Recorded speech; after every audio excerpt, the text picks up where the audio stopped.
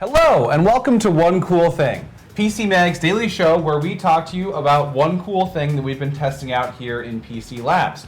I'm Tom Brandt, this is Tony Hoffman, and today we have a overhead scanner. It's called the CZUR ET16, wait for it, Plus scanner. You got it. So this thing is actually a scanner, but it comes from the top, right? Yes, yes.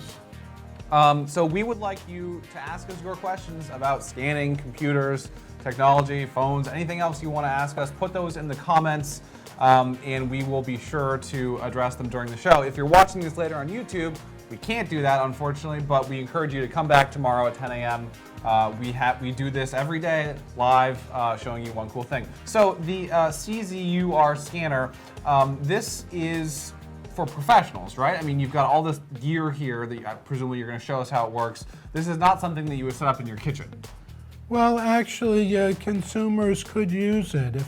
If you have like old issues of magazines to scan or books, it's great. I mean, it's priced at a point where it's within reach of consumers. Amazon is selling it now for $409. Okay, so that's expensive. I mean, that's you could buy a computer for that, but it's not like the thousands of dollars that you might spend on a commercial scanner. That is correct. Professional book scanners can easily cost $2,000 in that range. And this does a good job, and professionals can use it, but it's easy enough to learn that consumers would be able to use it too. So how do you use it? Well, basically, it comes with a proprietary software package, and this is a screen from it showing the image that's now being within the field of the scanner. Okay, so this is a live view of what the scanner camera is capturing. Yes, the image area is about 11 by 17, and it comes with this dark mat. They recommend that you don't use it with bright lights, and this is not an ideal setting for it. Right, we're using this in a brightly lit studio. Do not do this at home. Put this in your basement. And basically, it can scan other things besides books, documents, even small objects that are 3D. It won't scan them as 3D files, but you can get a JPEG that shows reasonably good detail for objects that are less than an inch tall. Right, say a plastic octopus, for example. Yes. Is there anything that it cannot scan? Can you put anything underneath this and it will scan it? Just about. You can even scan my hand. You could create It worked better in our trial runs. I don't think the light is very good. So speaking of light, how does the lighting work? Presumably it has its own light. Yeah, well, this is the ET16 Plus. Oh, okay. The original ET16 did not come with these little side lights, which also add just help to diffuse the light. Okay, so you're getting light from the top in addition to the side. Yes, from the top is both the light and the scan unit is on there, so that it basically captures the image area and lights it at the same time. Okay, now let's talk about speed. How fast can this thing scan? Well, in scanning book pages, and actually I scanned a 32-page magazine, 32-page with meaning 16 two-page You're turning a spreads. page 16 times. And I clocked it at the speed of, I believe it was 7.5 pages per minute. Okay, so you were able to basically get through that whole magazine in 3 or 4 minutes, essentially. Yeah, about 4 minutes. Okay, well, let's go ahead and take a question. Why wouldn't you just use a regular flat scanner or multifunction printer? Yeah. Well, for one thing, this is a lot quicker. You don't have to close the scanner cover on it Right. each time, and so you can quickly move from page to page. The software will align the pages. So that's what this border is. It looks like the border is this yellow box is detecting the border here. Yes, and if we set it here to auto scan, it should not only detect the image in the scan area, but adjust for it, and basically the scan pages will be at least somewhat straightened. Right. So there you see it's processed to scan right now. It says we're up to 5 scan pages now. Just scanned another one. So it's automatically scanning this as we go through, right? Yes. I mean, I would normally be flipping the pages. Yeah. And it comes with what are called Oh, yes. finger cots, which allow This is you my to favorite part. to The finger hold- cots are included. hold down the pages, and supposedly the finger cuts will not show up in the scanned image, Right. which isn't quite the case. But so they have. Let's show this actually on the camera here. So they actually have these yellow finger cots, which have a pattern that supposedly the software recognizes to eliminate it. Right? Yes. Yeah, that's awesome. I mean, it will not it will not show the stuff that's underneath the finger cut. Right, right. So you have to be careful X-ray. to yes. And actually, right now it's set for just single page scanning. What you would want to do in scanning a book is to change it to facing pages, and okay. it would now scan the Individual, facing pages. right. And then it would split them into JPEGs, as it should be And so doing now. That's what you're seeing along the left here. Well, it's, Well, yeah, it's those are processing the this full right now. spreads, but now Yeah, it, so, yep, now there it you has go. taken Okay. the 2 pages Yep. and made each one a separate JPEG file. Right. Now, the question is, though, okay, so this is faster than a flatbed scanner, but what about using your smartphone? Can't you just hold your smartphone, get an app on your phone, and hold that over it? You can do that, and they actually have some scanners that are basically the frame. Oh, yeah, just and buy you a can frame. put your smartphone in, and Yeah. they have some. I mean, there are uses for those. I wouldn't say they're efficient enough to be used for high volume scanning. So but if- really, the volume is the difference. yeah, I mean, and also the software works well and it's integrated. One thing I wanted to mention is that once you get the 32 pages, say, then you can convert the pages, which are now in separate JPEG files. It would be 32 of them, into PDF format, searchable PDF format. You can convert it to a Word format. It has its OCR. It wasn't terrific at optical character recognition, but it wasn't bad. Let's go ahead and take another question. Someone asks, does it understand OCR? Yeah. And can it scan music notes into notation editors? I don't believe it can do the latter. In the former, yes, it does convert text into editable formats, either searchable PDF or a Word type format, and it does a decent job. But you're still going to have to edit that file once you get it. I mean, it's not going to be perfect.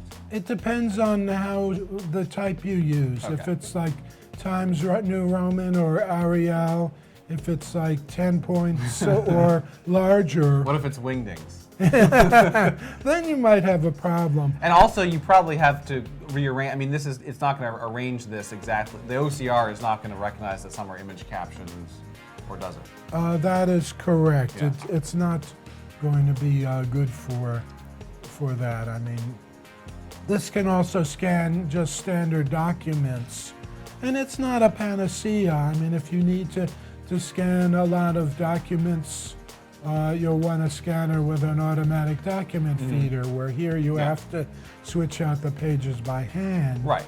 But you can actually use an automatic document feeder for a book, so that this is kind of pretty much your best option. I mean, you know, if you have loose leaf pages, obviously an automatic document feeder would be better. But this is pretty much the fastest for a book. Yeah, I mean, we timed it faster than other things like the book scanners, like the PlusTech A300. There it has a flatbed, and you have to turn the pages. Rearrange. I believe the book would be hanging off the edge with one page showing, and then you would flip it around so that you're scanning the next page, and you can do pretty well with that, but it won't be as fast as something like this. Now, so we've got smartphones, we've got book scanners, and we've got traditional flatbed scanners. Is there really anything else that's like exactly comparable to this? Well, you actually maybe the most similar thing is something like the Artis Mini. It's a book scanner that has a V-shaped place where you set the book, and it has you scan it using an SLR. Oh, okay. So you have to attach your camera. Which is in a cradle. Yeah. And the thing with about that though is it's like $2,000, and that's not including the camera. So really, what we're looking at here is probably the most inexpensive overhead scanner that we've tested. Yeah, I mean we have tested some of those iPhone type. But that's not a things that scanner. are That's just a stand. Yeah, it's the frame for a scanner, Okay. as is the Artis book scanner that I mentioned. So you need an additional device, whether it's an SLR or a smartphone camera, to use those. Yeah, I mean, in terms of versatility, simplicity, and functionality, and price, this is a very good mix, and that's really why we gave it our editor's choice. Okay, now, do we have any more questions? Can you use it as an overhead projector? It does have a projector function. There is a mode in the software that will allow you to basically project the area that you're seeing on screen with a projector that's attached to the USB port of this device. So schools could use that, or I guess anytime you need an overhead projector and a scanner in one thing. Now, unlike a traditional overhead projector, though, it will not scan transparencies. Okay. Let's take another question. Can we see it with the lights on? So I think actually the lights are on. As we were saying before, there's two sources of light. There's a bar here on the left, or I guess on your right actually, and then there is a light coming down from the top, and the orientation is designed to minimize glare, but unfortunately that's all negated by the fact that we have two giant studio lights here kind of whiting that out. That is true. It's recommended that when you use it in an area without any immediate overhead lights that could interfere with the image. And then if it is dark, you have different levels of lighting, right? You can cycle through low, medium, high lights with this button here. And in testing it, I did so in an area where I couldn't totally avoid ambient light, but reduced it to far less than it is here. Yeah. Now, this is, as I said at the beginning, the name of the company that makes this is CZUR. This is not a household name. Can you tell us a little bit about what this company is? Why did they call themselves that? Well, it was founded in 2013. It's based in Shenzhen, China. Okay. It launched an Indiegogo campaign for the predecessor of this. So this was crowdfunded initially? Yes, for the ET16, and it did very well.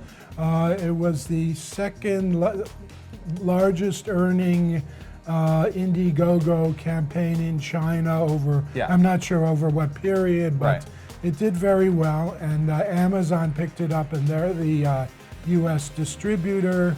The acronym is CZUR, stands for Continue Zeal until real. Continue. So CZUR. Continue zeal until real. So I took that to mean that if you're passionate about something and persistent at it, you can actualize it. And CZUR As long as you're passionate about scanning overhead documents. Yes, and CZUR did very well. I mean, we gave this our editor's choice. Right. Our first editor's choice as a book scanner, actually. And we don't typically review crowdfunded products because they're, who knows what's going to end up happening. But I will say this does not look like, cheap, experiment. This really is polished. The software looks great. This is something that you would buy. I don't know, not hesitate to. Yeah, I mean, we will review things when they've actually been commercially released, as is true in this case. Yeah. And it's good that Amazon is the distributor on it. It just adds to the credibility of the product and the company. So yes, CZUR ET16 Plus. Do we have any more questions? We're all good. So, and to boot, it's $409 currently on Amazon, which is presumably the only place you can buy it, I think, right? In America, yes. In the US, okay. So it's a good deal if you want something that's more than just a hangman's noose to hold your camera while you're taking pictures of documents. This is kind of a step up from that. But other than that, there isn't really a lot that's comparable to it. That is true. And for that reason, it is an editor's choice for best book scanner. Best book scanner. We will be back tomorrow with yet another one cool thing. As we wrap up Mobile World Congress in Barcelona, there will be lots of coverage about smartphones and everything else that was announced over there. So do check PCMag.com for this review, for anything else, and we will see you back tomorrow at 10 a.m. Eastern Time with yet another one cool thing. Thanks very much for watching.